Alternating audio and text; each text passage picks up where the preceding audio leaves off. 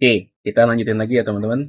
Kemarin kita udah coba integrasi halaman indeks dengan API indeks. Sekarang kita bakal coba integrasi detail sama API detailnya. Kalau kita lihat di sini button detailnya kemarin sempat bermasalah ya, dan belum selesai. Kalau kita lihat di kodenya memang untuk halaman front end-nya ini kita matiin ya untuk button detail reset-nya. Karena di sini button detailnya udah ke-generate lewat JavaScript. Ya, bukan lewat HTML lagi. Yang itu berarti kita nggak bisa langsung melakukan dokumen get element by ID. Jadi kita harus pastikan elemennya ada terlebih dahulu, baru kita bisa melakukan add event listener kepada elemen HTML tersebut. Nah, jadi yang akan aku lakukan di sini adalah pertama ID-nya udah pasti kita hapus dulu karena ID-nya udah nggak bisa dipakai. Tapi buttonnya mau tetap kita pakai, maka ID-nya kita jadiin class. ID kan sifatnya harus unik ya, sementara kalau class nggak harus, jadi class yang bakal kita jadikan sebagai CSS selector nanti. Nah, jadi di sini aku tinggal melakukan looping aja.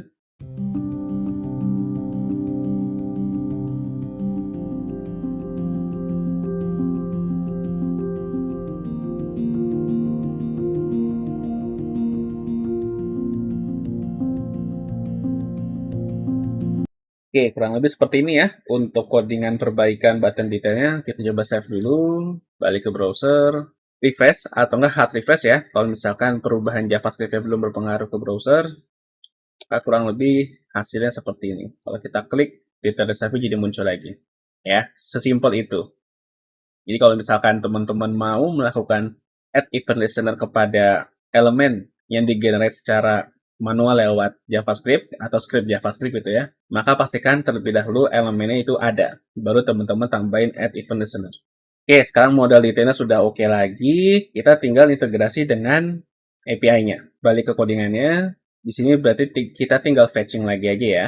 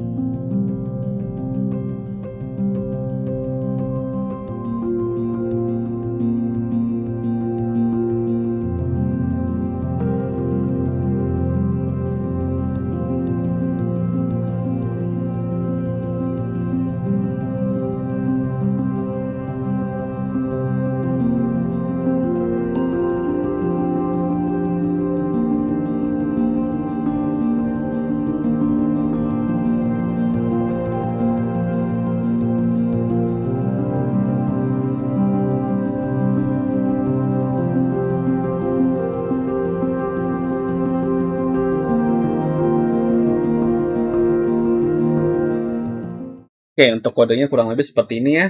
Simple aja, mirip-mirip kayak indeks. Kalau misalkan gambar yang tidak null di sini, maka kita akan mengembalikan gambar random ya, yang tersimpan di front end kita. Ini ada rank image 1, 2, 3, 4, yang udah kita siapin dari awal memang.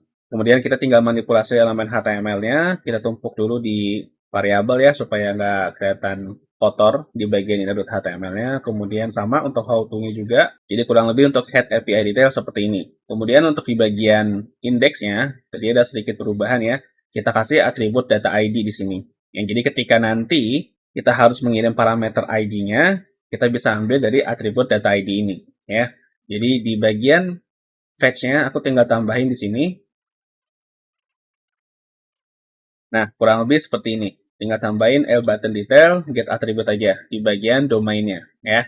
Tambahin plus, itu untuk menggabungkan dua string ya pada JavaScript. Data ID-nya diambil dari atribut yang kita tambahin di button tadi, lewat halaman index ketika dia melakukan hit ke API index. Kemudian untuk di index.html-nya, ini teman-teman bisa matiin ya untuk konten di body detailnya sama di how to-nya, karena ini akan diisi secara manual lewat script. Jadi bisa kita hapus saja. Atau kalau mau teman-teman biarin dijadi note, nggak apa-apa. Tapi aku lebih suka dihapus aja. Kita coba balik ke browser, kita refresh, atau teman-teman hard refresh ya, kalau misalkan nggak berpengaruh perubahan JavaScript-nya. Kita sambil buka F12 ya, ada error atau enggak, kita coba klik. Oke, nggak ada masalah ya. Tapi kok gambarnya bermasalah ya? Seharusnya gambarnya meme kucing ini sih, tapi ini yang keluar adalah gambar random. Kalau kita klik lagi, gambarnya pasti berubah-berubah terus ya. Karena ya kita random gambarnya. Tapi seharusnya gambarnya bukan ini, tapi seharusnya gambar kucing ini. Oke, kita coba balik dulu ke codingannya ya. Kita cek ulang. Data detail, data image 4. Nah, ini salah nih ya. Seharusnya ini ada data di sini. Ini kurang ya, kurang dikit aja. Oke, kita coba save. Balik ke browser, refresh. Kita klik lagi. Dah, gambarnya oke. Gambarnya meme kucing ini ya. Berarti bisa dibilang untuk hit API detail udah aman. Ini kalau misalkan kita coba yang tes 2, nah sama ya, tes 2 hasilnya sudah sesuai dengan data yang di sebelahnya atau data yang tes 4 tadi. Nah, sekali lagi teman-teman jangan sampai salah ya untuk ngodingnya ya. Jadi simple aja untuk baris 48 sampai baris 73. Ini takutnya khawatirnya teman-teman salah ketik, karena kalau salah ketik pasti udah nggak akan jalan codingannya. Kemudian di bagian hit API indeksnya, teman-teman tambahin atribut data ID dengan value vdata.id ya. Kemudian di index.html-nya, untuk body detail sama body detail how to, kontennya dikosongin aja. Sekarang kita bakal coba lanjut hit API delete. Tapi sebelum itu, kita bakal bikin satu tambahan pop-up terlebih dahulu, yaitu konfirmasi. Jadi ketika kita klik delete, itu pasti kita harus tanya dulu ya, ini beneran datanya mau dihapus? Yes atau no gitu kan? Kalau misalkan beneran dihapus, oke kita hapus. Kalau enggak, ya udah nggak jadi. Jadi pop-up confirmation atau modal confirmation itu penting banget ya. Sebaiknya jangan di-skip. Dan sebaiknya tidak menggunakan pop-up confirmation lewat browser. Ya, jadi di sini aku bakal bikin satu modal baru. Ini copy paste aja biar cepet ya. Jadi teman-teman tinggal ikutin aja atau di pause aja videonya kalau aku ngodingnya udah selesai.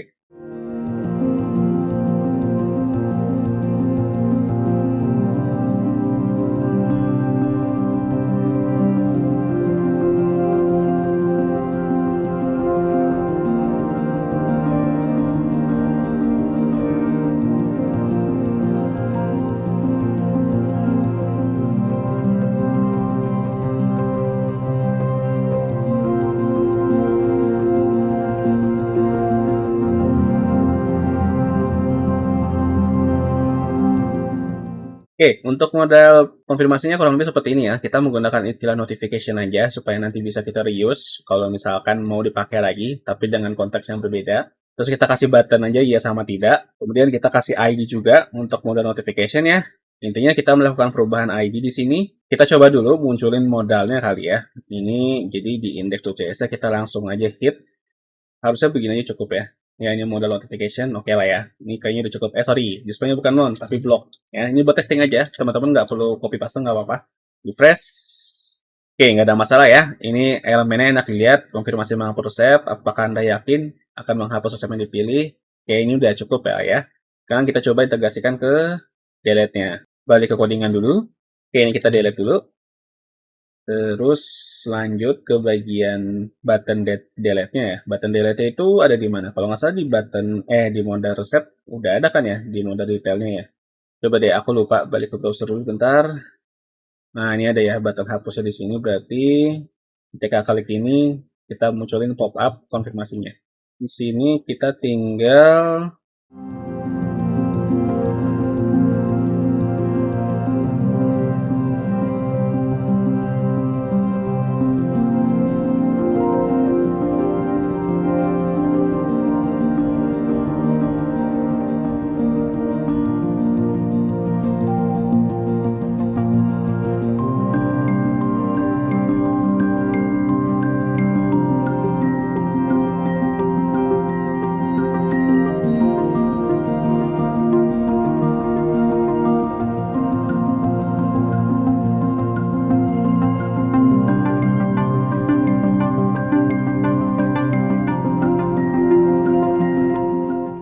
Oke, kurang lebih seperti ini ya codingannya, simple aja. Yang pertama adalah kita kasih add event listener ya kepada button delete resepnya yang ada di dalam modal detail. Jadi silahkan teman-teman ketik ulang dulu yang dari codingan 17 sampai 27 ya. Kalau misalkan sudah, lanjut lagi. Di sini aku bikin fungsi namanya refresh content. Jadi ketika hit API index itu dijadiin fungsi refresh content. Jadi ketika delete nanti indeksnya langsung ke update di halaman front end-nya. Dia otomatis bakal memperbarui data indeksnya yang ada di halaman websitenya. Sekarang kita cobain aja. Kita balik ke browser dulu. refresh atau hard refresh ya. Kalau misalkan nggak berpengaruh perubahan JavaScript-nya, kita klik lihat cara buatnya, kita klik hapus. Oke, konfirmasi menghapus resep. Ini tumpuk-tumpukan ya. Seharusnya detail resepnya kita hide aja supaya nggak tumpuk-tumpukan kayak gini. Kita coba hapus dulu. Klik ya. Oke, delete resep undefined ya. Ini ada sedikit masalah nih. Oh ya, aku juga lupa ngejelasin ya satu hal lagi tadi yang kelewat. Sekalian kita benerin deh ya. Balik ke codingan dulu. Yang kelewat adalah ketika hit API detail, itu data detailnya kita masukin ke variabel selected receipt. Semuanya kita masukin tuh.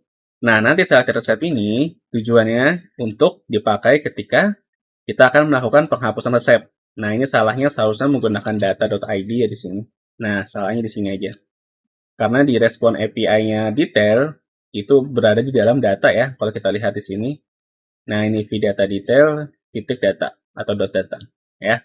Kita coba balik ke browser dulu, refresh lagi, klik lagi, lihat cara buatnya, kita coba hapus yang tes 4 ya, kita klik ya.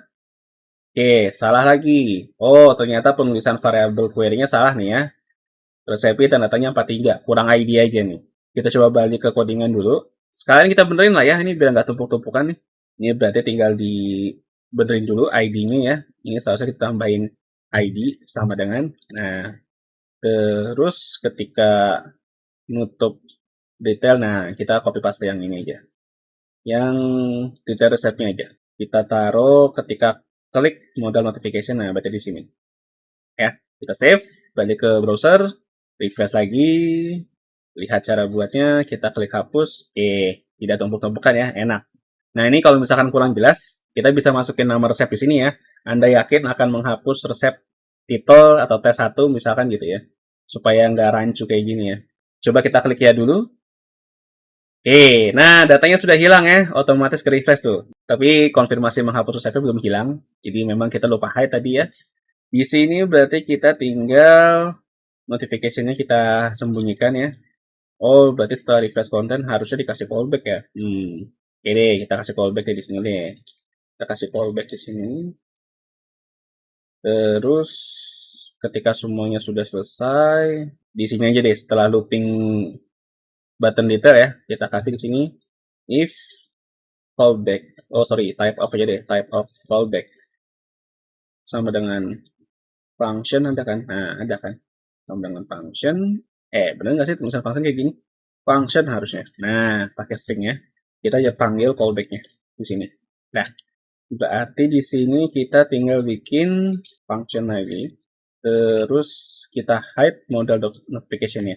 Kita ganti display-nya jadi none.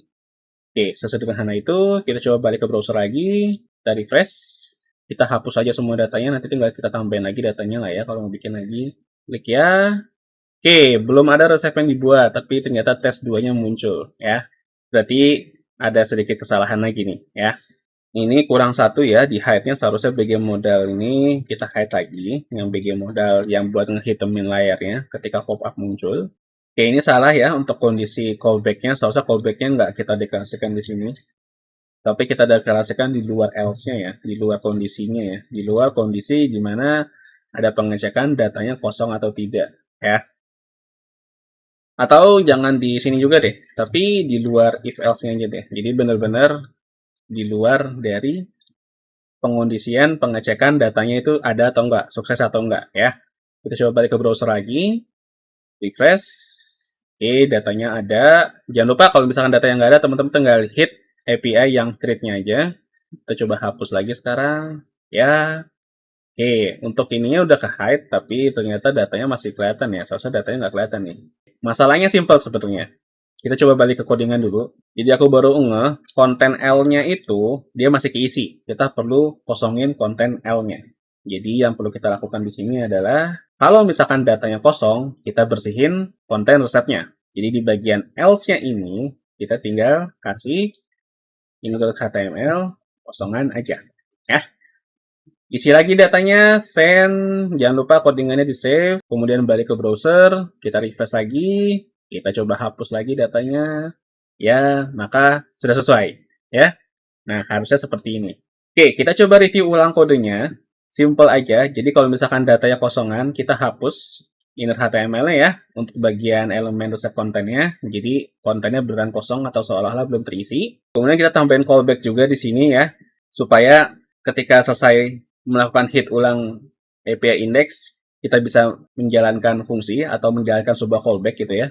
Kemudian di sini untuk yang hit API detailnya, simple aja. Kita masukin data detailnya ke sebuah variabel ya. Nanti selected reset-nya ini akan digunakan sebagai penyambung atau penghubung dari button delete-nya. Jadi kita ambil data ID-nya nanti lewat selected reset-nya.